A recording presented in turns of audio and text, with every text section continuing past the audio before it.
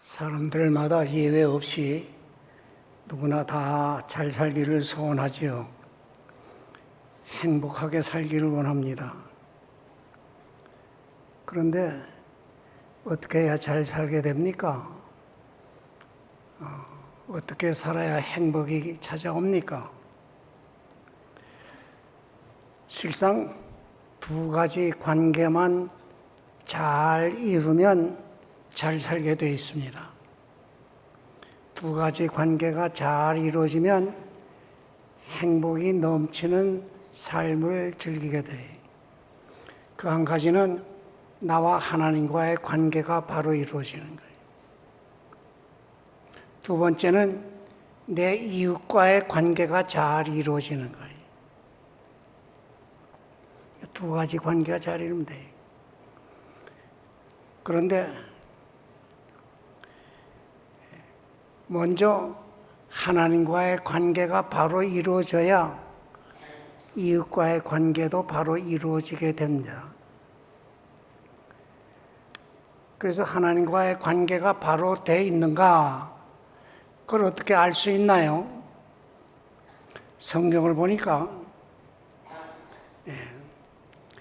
요한일서 4장 20절에 누구든지 하나님을 사랑하노라 하고 그 형제를 미워하면 이는 거짓말하는 자니 보는 바 형제를 사랑치 아니하는 자는 보지 못하는 바 하나님을 사랑할 수 없나니라 그랬어요.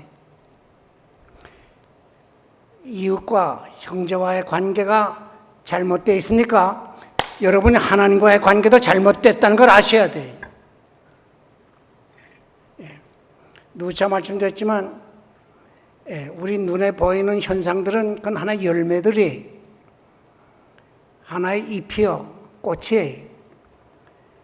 그러나 믿음은 이 뿌리입니다, 뿌리. 오늘 우리들의 신앙은 하나님의 말씀에 토양에 이 뿌리를 내려서 우리의 인격이란 나무가 자라요. 이 사랑의 꽃이 피어야 그 다음에 다른 좋은 열매가 맺게 돼 있어요. 꽃이 안 피면 열매 없어요. 그 사랑이 없으면 아무 유익도 없다는 거예요. 그 고린도전서 13장에 나오는 말씀이에요. 자, 여러분이 하나님과의 관계를, 이웃과의 관계를 통해서 알 수 있다 했는데 이웃과의 관계가 어떻게 이루어지고 있습니까? 이웃과의 관계는 크게 네 가지 중 어느 하나일 겁니다. 그 첫째는 죽이는 관계. 다 불행해지는 거예요. 두 번째는 미워하는 관계. 성경에는 남을 미워하는 자는 그 마음으로 살인하는 거라 그랬어요. 심리적 살인행위. 그래서 그런 사람에게는 마음에 평안이 없어요. 세 번째는 무관심의 관계.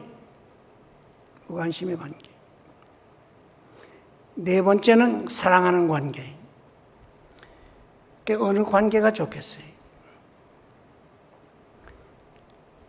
누가복음 10장에 보게 되면 선한 사마리아 사람의 비유가 나와요.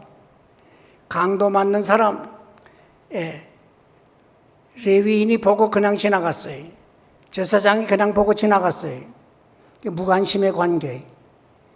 그들을 향해서 마태 23장에 보면 예수님께서 책망할 때 이 화 있을진저 외식하는 서기관과 바리새인들이라고 그랬지만 무관심의 관계 속에 삽니까? 화가 따른다 이 말이. 그러니까 사랑하는 관계를 가져야죠.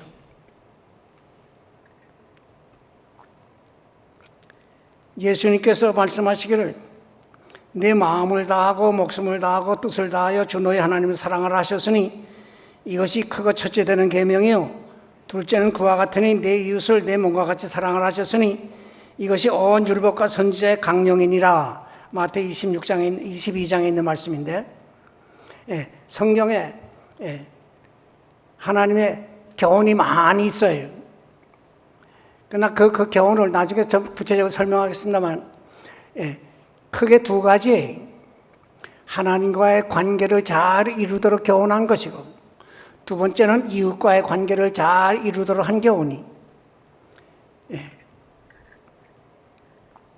이제 우리들이 이 성경이 가르치시는 대로 서로 사랑하면 잘 살게 돼 있는데, 좀 구체적으로 사랑해야 할 이유를 몇 가지 밝힙니다. 그 첫째는 우리들이 하나님의 크신 사랑을 받고 태어나고 그 사랑 가운데서 자라나고 그 사랑 속에서 살아가기 때문에, 하나님 앞에 우리가 사랑의 빚을 크게 진 자이기 때문에 이 사랑의 빚을 갚아야 돼. 근데 하나님께서 너 내 사랑을 받는 자야, 내 사랑 가운데서 사는 자야, 너 나를 사랑해야 돼. 그렇다면 내가 사랑하는 이들, 내가 사랑하라는 이들을 내가 사랑해야 된다. 바로 그 말씀이에요. 하나님의 우리를 사랑하신다는 증거가 뭐 수천 만 가지가 될 거예요. 그걸 세 가지로 요약할 수가 있어요. 한 가지는 우리를 존귀한 자로 태어나서 살아가게 한 거예요. 그걸 성경은 하나님의 형상대로 지음받았다 이렇게 설명해줘요. 그래 짐승에게 없는 특성이 우리에게 있지 않아요? 그 영혼이 있고요, 양심이 있고요, 이성이 있고요. 이제 하나님께서 우리를 사랑의 대상으로 삼고 우리를 즐거워하면서 우리와 사랑의 교제를 가지시기 위해서 존귀한 자로 살아가게 하십니다. 존귀한 자예요. 자기 값어치를 모르고 사는 인생은 어리석게 살아요. 제가 누차 말씀드렸죠. 여러분 개개인은 천하보다도 귀한 존재예요. 천하보다도 귀한 존재.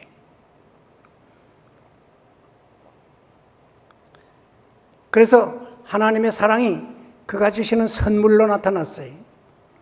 사랑하는 자에게는 좋은 거 주기를 기뻐하시죠. 하나님께서 천지 만물을 지으시건요, 너다 가지고 잘 살아라 그랬어요. 그 창세기 1장 28절이 생육하고 번성하여 땅에 충만하라, 땅을 정복하라, 바다의 고기와 공중의 새와 땅에 있는 모든 것을 다스리라. 이게 무슨 말이에요? 번창하라, 정복하라, 다스리라, 너다 가지고 잘 살라 이 말이에요. 엄청난 선물을 우리가 받았어요. 우리가 이미 받은 복만 가지고도 얼마든지 잘 살도록 돼 있어요. 그런데 이렇게 귀한 선물을 받고 사랑 가운데서 살아가건만 아담 해와가 하나님 앞에 감사했다는 말이 성경에 한 번도 기록된 게 없어요. 감사가 없으면 은혜가 다 메마릅니다. 감사가 사라지면 축복도 잃어버립니다. 감사가 사라지면 사탄이 유혹할 기회를 얻고 사탄이 우리를 농락하기 시작합니다. 아담 해와에게 이 감사가 없는 걸 사탄이 알고 찾아와서 선악과 따먹도록 유혹을 했잖아요. 그래서 선악과를 따먹었습니다. 하나님께 불순종했어요. 하나님을 항거했어요. 하나님을 저버렸어요. 하나님같이 높아진다, 교만하게 됐어요. 그래 죽음까지 찾아왔게 됐고 자기도 불행해지고 남도 불행해진 거예요. 이 하나님을 저버린다, 그것이 내게 두 가지 현상으로 잘 나타나요. 하나는 감사가 없는 거로 나타나고, 두 번째는 자기가 최고인 것으로 착각하고 사는 거예요. 자기가 하나님 노릇하겠다 이 말이. 그 사람에겐 불행이 찾아오죠. 그런데 하나님께서 이렇게 하나님을 대적하고 하나님 앞에 역적 노릇한 인생에게 하나님이 크신 사랑을 또 나타내는 것이 바로 예수님을 이 땅에 보내신 거예요. 요한복음 3장 16절에 하나님이 세상을 이처럼 사랑하사 독생자 주셨으니 그랬어요. 예수 그리스도의 십자가의 죽으심은 하나님께서 우리를 어떻게 사랑했다고 하는 역사적인 증표의 최고봉입니다. 로마 5장 8절에 우리가 아직 죄인 되었을 때 그리스도께서 우리 위하여 죽으심으로 하나님께서 우리에 대한 자기 사랑을 확증하셨나니라 그랬어요. 여기 본문 말씀 10절에는 사랑은 여기 있으니 우리가 하나님을 사랑한 것이 아니요 오직 하나님이 우리를 사랑하사 우리 죄를 위하여 화목제로 그 아들을 보내셨습니다. 예수 그리스도를 보내신 것, 하나님 우리를 사랑하시는 증표예요. 그래서 우리 죄짐을 예수님이 다 담당해 주셨고, 죄값을 예수님이 다 지불해 주셨고, 우리가 죄값으로 죽을 대신 예수님 대신 죽어 주셨고, 다시 살아나심으로 예수님께서 영원토록 우리를 사랑하시는 자로서 일하시는 것을 보여주는 거예요. 이와 같은 사랑을 받았으니 여기 11절 말씀, 사랑하는 자들아 하나님이 이같이 우리를 사랑하셨은즉 우리도 서로 사랑하는 것이 마땅하니라. 여기 마땅하니라, 여기 영어 성경에는 조금 더 원문에 가까운 번역이 되어 있어요. ought to love. 이거 뭐예요? 사랑하는 것이 내 의무니라, 이 말이에요. 의무. 사랑해도 좋고 안 줘도 좋고가 아니라 마땅하니라, 의무니라. 빚은 갚아야 마음이 시원하고 평안이 와요. 빚을 못 갚으면 마음이 불안해요. 빚을 못 갚으면 정살이하게 돼요. 그런데 우리가 하나님 앞에 큰 사랑의 빚을 졌는데 그 사랑이 그리스도를 통해서 확증이 돼야 되는데, 이제 우리가 이웃을 사랑함으로써 그 사랑의 빚을 갚는 것이 마땅하다 이거예요. 그게 우리의 의무라 이 말이에요. 그게 본문 11절의 말씀. 그러면서 이 사랑을 실천할 수 있도록 하나님께서 우리로 하여금 이 진리를 깨닫게 하시고 그리스도의 도움을 얻게 하시고 성령의 역사하심을 힘입도록 예수 믿는 그 순간 성령을 보내셔서 우리를 중생케 하시고 우리와 항상 함께 있게 하시는 거예요. 그래, 성령의 도우심으로 우리가 이 진리를 깨닫고 성령의 도우심으로 신령한 눈이 밝아지고 성령의 도우심으로 주의 사랑을 깨닫고 주님을 가까이 하게 되고 주의 사랑을 내가 이웃에게 나눠줄 수 있는 이런 신앙의 실력자로서 우리가 살아가는 거예요. 이게 다 하나님이 우리를 사랑하시는 증표들이에요. 성령의 도우심이 아니면 예수님을 주라 할 수도 없거니와 사랑을 실천할 수도 없어요. 우리 인생은 태어날 때부터 타락한 그 습성을 가지고 태어났는데 이것을 신학적으로는 원죄라 그러고요. 이것이 발동이 돼서 그게 밖으로 표출될 때는 이기심으로 표출이 되고 자기 최고, 자기 이의, 자기 주장, 이것으로 잘 나타나는 겁니다. 이제 우리들이 성령의 도우심으로 나를 주의 말씀에 굴복시키고 나로 하여금 주님 바라보는 신령한 눈이 밝아지고 주를 향해서 나아가는 실력자로서 커가도록 주의 신이 도우시는 가운데 사랑의 사람이 되어가는 겁니다. 두 번째는 우리가 서로 사랑해야 서로 행복할 수 있기 때문에 서로 사랑하라는 것입니다. 우리 몸의 주성분이 물이라고 하지요. 우리 체중의 약 70%가 물이라 그래요. 우리 그리스도인의 인격의 주성분이 사랑입니다. 우리 몸에 수분이 고갈되기 시작하면 답답해지고 생명의 위협도 겪듯이 우리 삶에서 사랑이 메말라지면 우리의 삶이 짜증스러워지고 답답해지고 사는 자체가 귀찮아지고 불행한 자리에 빠지는 거예요. 갈라디아서 5장에 보면 성령의 9가지 열매가 거기 나와요. 그 9가지 열매 중에 첫째가 사랑입니다. 사랑과 희락, 기쁨과 화평과 인내와 쭉 나와요. 첫 열매가 사랑이에요. 이 순서가 이거 재미있습니다. 사랑의 열매를 맺은 다음에야 다른 8가지 열매가 맺어지게 돼 있다 이 말이. 사랑의 열매가 없습니까? 다른 열매도 맺어지지 않아요. 그래서 고린도전서 13장에 사랑이 없으면 아무것도 아니요 아무 유익이 없나니라 그래 말씀했어요. 우리들이 서로 사랑하면 기쁨을 나누게 되고 서로 사랑하면 화평을 도모하게 되고 서로 사랑하는 사이에는 해함도 상함도 없어요. 서로 사랑하는 사이에는 공갈도 협박도 없어요. 서로 사랑하는 사이에는 배신도 저주도 없어요. 그래서 고린도전서 13장 5절 이하에 사랑은 불의에 행치 아니하며 자기 유익을 구치 아니하며 악한 것을 생각지 아니하며 불의를 기뻐하지 아니하며 진리와 함께 기뻐하고 모든 것을 참으며 모든 것을 믿으며 모든 것을 바라며 모든 것을 견디나니라. 사랑이 온전히 깃든 것이 낙원이요 천국입니다. 그 천국에는 미움이란 없어요. 사랑만이 충만해요. 그와 반면에 지옥은 사랑이 메말랐고 미움만이 가득 찬 것이, 남을 미워한다. 남을 미워하게 되면 그 인격이 파괴됩니다. 영혼의 해를 봅니다. 육체의 건강도 잃어요. 그 남을 극도로 미워하고 마음이 속상할 때는 음식 소화도 잘 안 되잖아요. 건강에 해를 보는 거예요. 우리가 남을 미워하거나 다른 사람에게 관심이 없고 그저 자기 덜 보는 데만 흡흡하게 되면 우리 몸에 독소가 생겨서 혈압도 잘 오르고요, 소화불량도 잘 생기고요, 간경화증도 잘 생기고요, 관절염도 잘 생긴다는 거예요. 그래서 엽기서 5장에 보면 시기는 뼈의 썩음이란까지 나와요. 시기가 뭐예요? 남잘 되는 거, 배 아파하는 거 아니에요? 이게 사랑이 메말르기 때문에 그런 일이 나와요. 형제간에는 시기가 있어도 부자간에는 시기가 없어요. 왜? 사랑의 순도가 높기 때문에 그래요.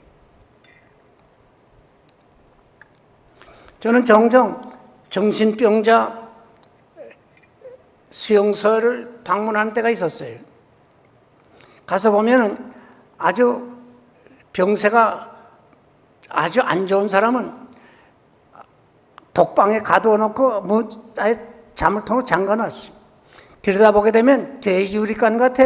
싸고 뭉기고 그냥 옷도 찢어제끼고 담요도 찢어제끼고 그냥 발광하고 그래요. 근데 내가 좀 유심히 보면서 식사 시간도 좀 보았죠. 그런데 이 정신병자들에게 세 가지 특성이 있어요.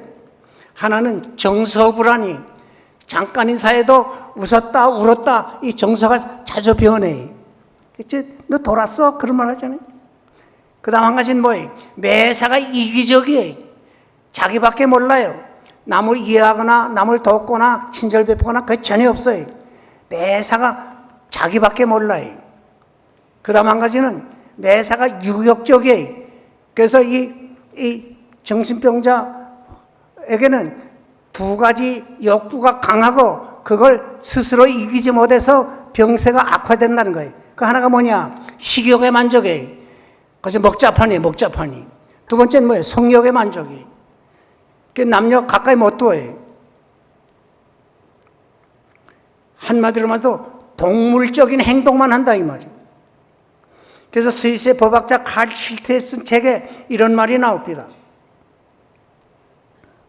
어느 정도 남을 걱정해 주거나 남을 위해서 일하지 아니하면 어떠한 사람도 정신의 건강을 지탱할 수 없습니다. 그러므로 최소한도 자기를 위해서라도 남을 사랑하시오 그랬어요. 최소한도 자기를 위해서라도 남을 사랑해야 내 정신이 온전해지고 내 마음에 평안도 오고 삶의 즐거움이 찾아든다 이 말이에요. 사랑은 그 어떤 것보다도 우리를 아름답게 해주고 사랑은 그 어떤 것보다도 우리를 강하게 해줍니다. 그래서 아가서 8장 6절에는 사랑은 죽음같이 강하다는 말씀이 나와요. 우리 경험해 보지 않아요? 여자는 약하지만 어머니는 강하다는 거예요. 여자는 약하지만 어머니는 강하다는 거예요. 실로 우리들이 사는 것을 보면 참 사랑을 주고받는 것에 번영이 깃들고 행복이 깃들고 살 재미가 있다는 것을 우리가 봅니다. 우리 하나님은 남을 사랑할 줄 아는 자에게 복을 더해 주시고 행복을 누리게 하시는 하나님이. 세 번째, 우리가 서로 사랑해야 하는 것은 서로 사랑해야 하나님의 자녀답고 그리스도인다운 품위를 가지기 때문에. 예수님 말씀하시기를 새 계명을 너에게 주노니 서로 사랑하라. 내가 너희를 사랑한 것 같이 너희도 서로 사랑하라. 너희가 서로 사랑하면 이로써 모든 사람이 너희가 내 제자인 줄 알리라. 사람이 친구를 위해 자기 목숨을 잃으면 이에서 더 큰 사랑이 없나니 너희가 나의 명대로 행하면 곧 나의 친구라 또 그랬어요. 그래서 성 어거스틴이 이런 말을 남겼어요. 그리스도인인지 아닌지를 결정짓는 데 있어서 유일한 표징으로 할 것은 사랑입니다. 사랑만이 하나님의 자녀와 마귀의 자녀를 구별합니다. 그들은 함께 그리스도의 십자가의 표를 몸에 띠고 함께 아멘하고 화답하며 함께 할렐루야하고 노래하고 함께 세례를 받으며 교회 다니고 함께 회당의 벽을 세울지라도 하나님의 자녀와 마귀의 자녀를 구별하는 것은 사랑밖에는 없습니다. 그랬어요. 그게 요한일서 3장 10절 이하 말씀이 말해요. 우리가 서로 사랑해야 할 자인 것을 여기 가르치는 거예요. 플루머라고 하는 성경학자는 이런 말을 했어요. 교회가 교회될 수 있는 것은 표적도 아니고 형식도 아니요 사람의 수도 아니고 오직 사랑입니다. 그랬어요. 그래서 요한일서 4장 20절에 누구든지 하나님을 사랑하느라 하고 그 형제를 미워하면 이는 거짓말하는 자니 보는 바 그 형제를 사랑치 아니하는 자는 보지 못하는 바 하나님을 사랑할 수 없나니라 그랬죠. 성령 충만, 이것은 은혜 충만이요 사랑 충만이란 말과 통하는 말씀들이.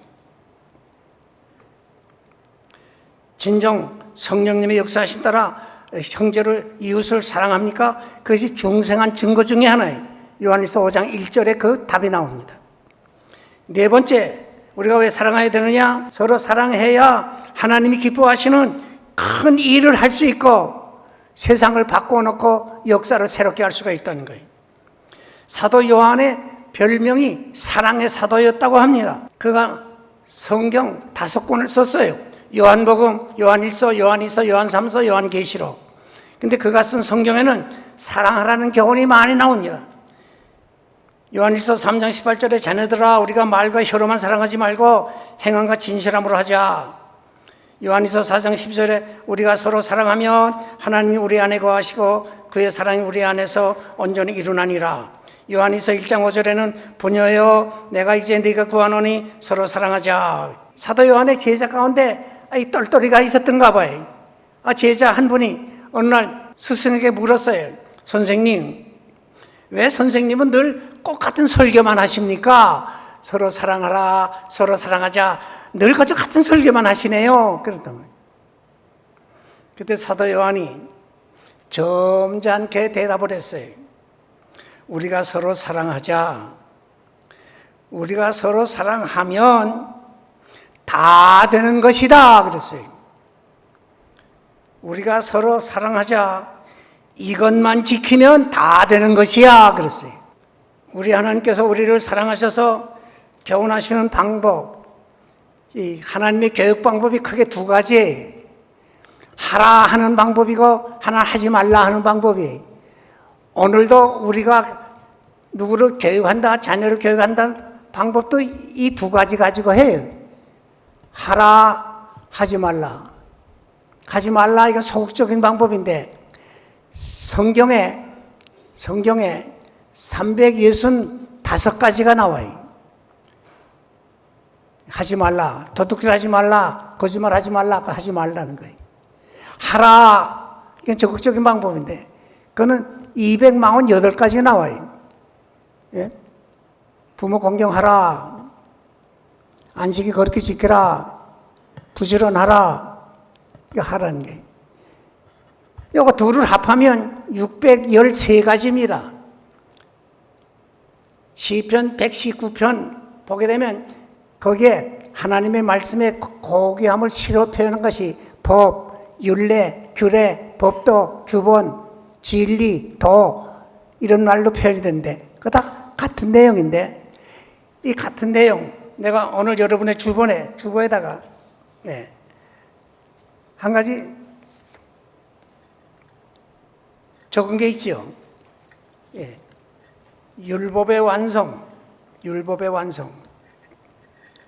그래서 로마서 13장 8절 이하에 보게 되면 피자 사랑의 비두에는 아무에게든지 아무 빚도 지지 말라. 남을 사랑하는 자는 율법을 다 이루었나니라. 그 밑에 또 보면 간음하지 말라, 살인하지 말라, 도둑질하지 말라, 탐내지 말라 한 것과 그 외에 다른 계명이 있을지라도 이웃을 내 자신과 같이 사랑하라 하신 그 말씀 가운데 다 들었나니라. 그러면서 사랑은 이웃에게 악을 행치 아니하나니 그러므로 사랑은 율법의 완성이니라. 사랑하기만 하면 다 되는 거예요. 예, 사랑의 기도에는 응답도 많아요. 사랑하면 사탄이 물러갑니다. 사랑하면 원수의 마음도 녹아집니다. 그래서 사랑은 위대한 일을 한다는 거죠. 사랑은 위대한 인물을 낳는다는 거예요. 사랑은 위대한 작품을 만들어내고, 사랑은 위대한 역사를 창조하고, 사랑은 하나님의 기뻐하시는 뜻을 역사 세계에 이루어 놓게 돼요. 미국의 에브라함 링컨에 대한 일화가 우리에게 몇 가지 알려줘요. 사실상 대통령 인물 중에 링컨이 좀 못생겼어요. 키는 아주 그냥 큼직한데 얼굴은 그렇게 대담하고, 그래 어떤 가까운 아가씨가 선생님 다 좋은데 이 얼굴이 그 한 것 조금 다듬으면 좋겠어요. 그래 어떻게 하면 좋으나? 여기 밑에 수염을 기르세요. 그래서 링컨의 얼굴에 수염이 있어요. 이 수염을 길렀더니 이 턱이 긴 게 가려졌어요. 근데 그에게 정적이 있어요. 스탠턴이라고. 그래 지금 못생긴 거, 못난 거, 별별 비방을 다 하고 악담을 하면서 선거 때에 아주 못살게 굴었다. 그러나 투표 결과 링컨이 대통령이 됐어요. 그리고 장관들을 뽑는데 조각을 합니다. 다 결정한 다음에 국민에게 발표하기 전에 참모들을 불러봐 놓고서 한 분 한 분 발표를 합니다. 국무장관 누구, 재무장관 누구, 문교장관 누구 쭉 하는데 육군장관 스탠턴 했어요. 그랬더니 앉아있던 분들이 와! 이러더니 안 됩니다. 육군장관은 요즘 말하면 국방장관 지위, 막강한 권력을 가진 자리, 이 권력을 가지고 뒤집어 풀지도 모른다는 거지. 뭐 떠들면서 안 된다는 거예요. 링컨이 한참 침묵하고 있다가 조용해진 다음, 여러분, 원수를 친구 만드는 것이 원수 없애는 것 아니에요. 아무에게도 악의를 품지 마시고 자애로우시오. 그 말 앞에 다 고개를 숙였다는 거예요. 요즘 뭐 좀 정치 설교도 좀 한참 하고 싶은 때인데 제가 좀 자중합니다, 일부러. 예. 다른 이야기 할 게 더 많아서. 예. 내 편 만드는 방법이 사랑 베푸는 거예요. 때려잡는 게 아닙니다.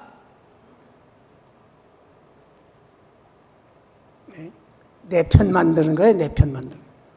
어떻게 내 편 만듭니까? 미운 자식 어떻게 하라고요? 미운 자식 어떻게 하라고요? 떡 하나 더 줘라. 우리 조상들이 경험 통해서 얻은 진리요. 베풀어야 돼. 그래, 사랑은 새로운 역사를 창조합니다. 사랑은 수고를 즐기게 하고 이 사랑을 베푸는 교회가 부흥하는 거죠.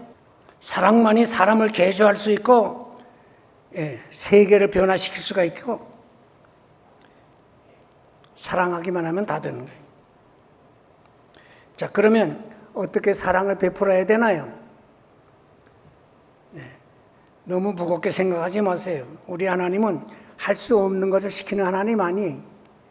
할 수 있고 하면 재미있고 하면 복되기 때문에 하라는 거죠. 그 사랑의 실천을 어떻게 나타낼까요?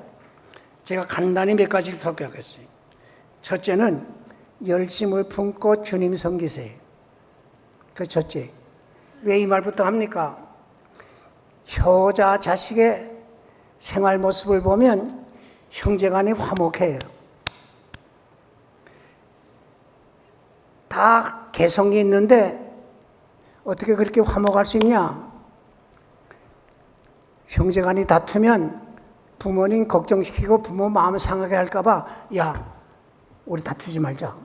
부모님 걱정하신다. 부모님 때문에 다투지 않아요. 부모님 기쁘시게 하려고 화목을 도모해요. 우리가 주님 기쁘시게 하기 위해서 서로 사랑을 베풀고 화목하고. 주님 중심이. 그래서 정말 유식한 말로 말하면 신본주의 사랑. 너 나 좋게 해주니까 난 너 좋게 한다. 끼리끼리의 사랑이 아니고 주님 기쁘시게 하기 위해서 사랑. 그래서 다 하나님의 영광을 쌓는 거죠. 두 번째는 상대방을 귀히 여기고 존경하기를 먼저 해야 돼요. 나를 없이 여기는 자에게 내가 사랑을 베풀게 안 돼. 그러니까 여러분이 사랑받기 원합니까? 상대방에게 사랑을 베푸는데 그게 뭘로 나타나요? 상대방을 귀히 봐주고 존경을 해. 러시아의 문호 토스토예프스키라고 하는 분의 작품이 우리말로도 번역된 게 몇 개 있어요. 이분이 어느 날 아주 정장을 하고 어느 추운 겨울날인데 어느 귀족집에 초대를 받아서 아침 일찍 바쁘게 걸어가는데 뒤에서 거지 아이가 선생님하고 따라와요. 근데 가까이 와서 선생님 나 좀 도와주세요 해서 돌아봤더니 이 거지 아이가 손을 내밀고 있어요. 그래서 주머니를 뒤졌는데 옷을 갈아입고 나오느라고 아무것도 가지고 나온 게 없어요. 나 몰라 하고 그냥 그저 춥기도 하고 바쁜 걸음으로 가도 그만인데 돌아서서 거지 아이의 손을 붙잡고 비벼주면서 얘야 친구야 내가 옷 갈아입고 나오느라고 가지고 나온 게 없는데 어쩌면 좋지? 이 아이가 하는 말이 뭔지 알아요? 선생님 돈보다 이게 더 좋아요. 그러더니 그 더러운 손, 그 찬 손을 누가 만져주겠어요? 돈보다 이게 더 좋아요. 우리 조상들이 말 한마디 가지고 천량빛 갚는다는 교훈을 남겼잖아요. 왜 같은 말도 꼬집는 말을 합니까? 왜 시비 거는 말을 남기는? 응? 그래, 쌍말 한번 해볼까요? 야, 이 새끼야 하는데 대답하기 좋아요? 선생님 하더니 아저씨 존경하는 은사가 오고 가야 거기에 사랑의 통로가 열리는 거예요. 호의를 베풀어요. 친절을 베풀어요. 귀하게 대해줘요. 따뜻하게 대해줘요. 그러면 살 맛이 있어요. 살 재미가 있어요. 세 번째는 서로 관심을 가져주고 대화가 오고 가야 돼. 여기에 세 가지를 내가 권하고 싶어요. 하나는 여러분의 기도 속에서 만나세요. 이게 귀합니다. 제가 이 교회를 떠난 지 40년이 지났건만 낯설질 않아요. 왜요? 거의 매일 새벽 이 교회 위에서 기도하니까요. 기도 속에서 만나세요. 두 번째는 여러분이 대화할 기회를 만드세요. 요즘 카톡을 쓰게 되면 전화비도 안 들고 문자도 보내고 하지 않아요? 난 할 줄 몰라. 배워야지. 내가 알아야 남에게 베풀지 않아요? 내가 조금 전에 이 교회 겨우 컴퓨터 기술자인데 요즘은 일거리가 없어 좀 쉰다 그래요. 왜 놀아요? 여기 못 배운 사람들 많은데 가르쳐. 공짜가 어디 있나? 가르쳐봐요. 다 내 제자가 되고 다 갚아줄 날이 온다고. 근데 그런 말을 남겼어요. 그래서 베풀어요. 또 한 가지는 뭐예요? 여러분들이 관심 가졌다는 것을 무슨 방법으로든지 알게 하세요. 그 친구를 통해서도 문안을 하고요.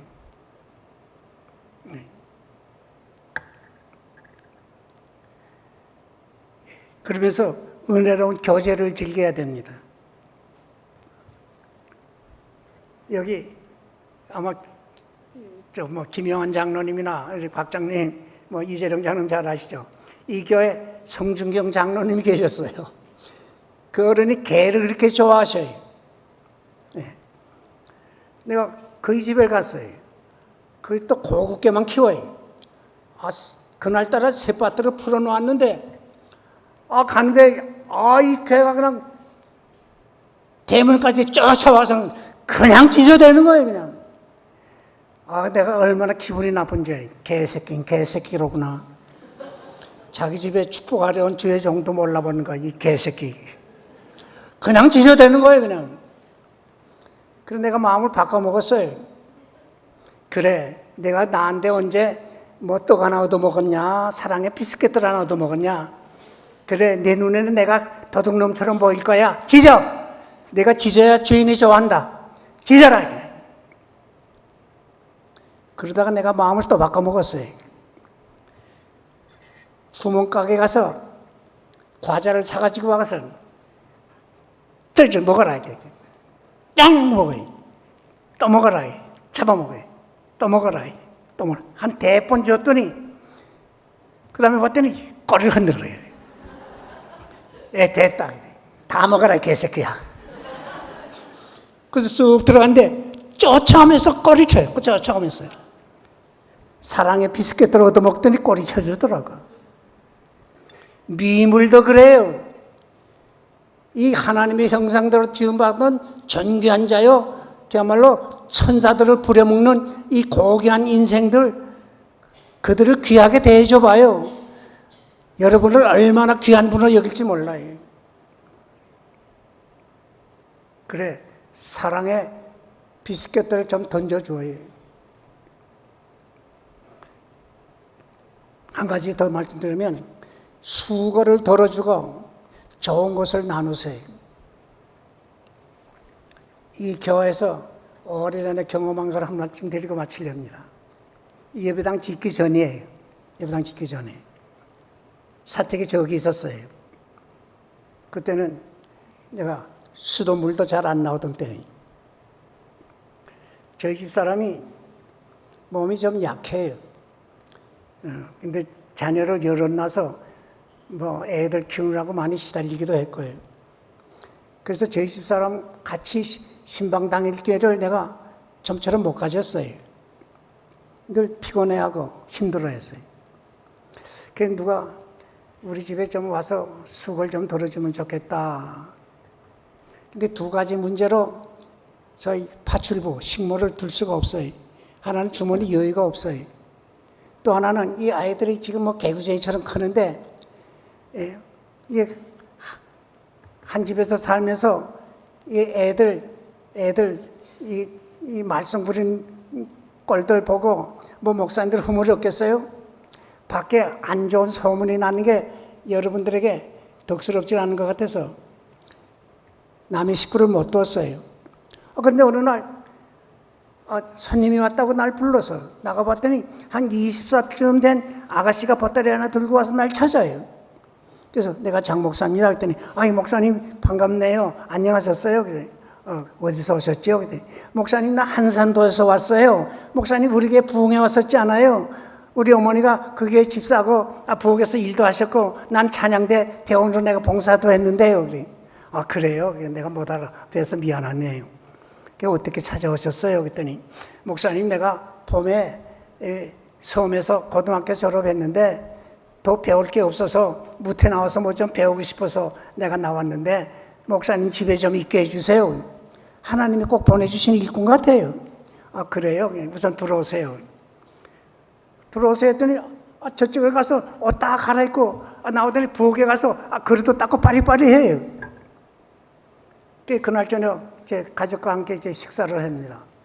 제가 식사를 먼저 마치고서는 이 편지지하고 볼펜 갖다 주면서 그 김씨에 김양 이렇게 다 큰 아가씨가 객지에 나오면 부모님이 얼마나 걱정하시겠어요. 내가 이 편지 줄 테니까 오늘 밤에 부모님께 문안 편지 드리고 우리 집에 있게 됐다고 소식을 알리고 내일 아침 내가 출근 시간에 이 편지 나한테 주시면 내가 붙여드릴게요. 예. 그때쯤에서 약속해요. 예. 꼭 약속해요. 다시 물었어요. 예. 그거 잤어요. 그 다음날 아침 식사를 마치고 그냥 편지 쓴 거 주세요. 그랬더니 안 썼어요. 그래. 내 마음이 좀 언짢아요. 아니 왜 약속하고 안 지켜? 부모님이 걱정하실 텐데 걱정 덜어드려야잖아. 이게 뭐 안 쓰면 어때요? 괜찮아요. 내 마음에 이 가정에 무슨 문제가 있어서 나온 아가씨가 아닌가 그런 의심이 들어서 그 한산도 그 교회 전도사님이 월요일날 배 타고 영도에 있는 신학교에 와서 공부하고 금요일날 돌아가곤 합니다. 그 전도사님한테 내가 전화를 했어요. 마침 연결이 돼서 전도사님 그 김아무개 아가씨가 우리 집에 와셨는데 무슨 일 없나요? 그랬더니 아이고 목사님 참 다행이시네요. 왜 그래요? 그랬더니 저 엄마하고 싸우고 가출했다오. 알았어요. 내가 오늘 당장 보낼 테니까 다음 주 오시면 우리 집에 한번 들리시든지 꼭 전화 좀 주세요. 예, 그 끊었어요. 당장 집에 들어가서 김양 오세요. 뛰어와요. 가서 보따리 가지고 오세요. 왜 그러세요? 아니 보따리 가지고 와요. 왜 그러세요? 가지고 와요. 가지고 왔어요. 김양 너희 집에 가라. 내가 이제 반말한다. 왜 그러세요? 너 엄마하고 싸우고 나왔지? 누가 그래요?